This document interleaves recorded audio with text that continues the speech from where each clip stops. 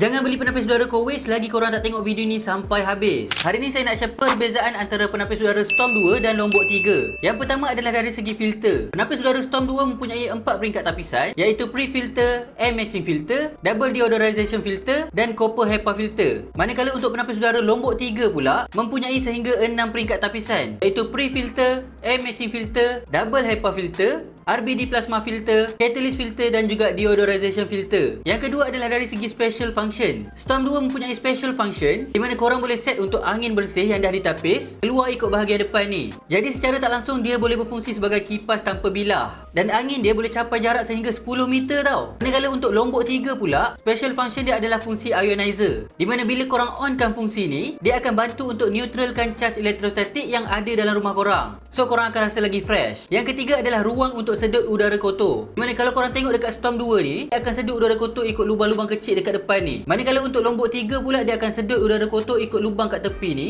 And korang boleh nampak lubang dia ni agak besar. So sesuai sangat untuk korang yang beli kucing kat rumah. Sebab bulu kucing pun boleh masuk ikut tepi ni dan terperangkap kat filter tu. Untuk coverage area, kedua-dua penapis udara ni mempunyai coverage area yang sama, iaitu 50 meter persegi. So harap video ni boleh bantu korang untuk pilih penapis udara terbaik dan sesuai dengan keperluan korang. Kalau korang ada apa-apa soalan ataupun berminat nak dapatkan penapis udara Kowe dengan harga promosi, boleh isi back biru dekat bawah ni ataupun tekan link dekat baju saya sekarang.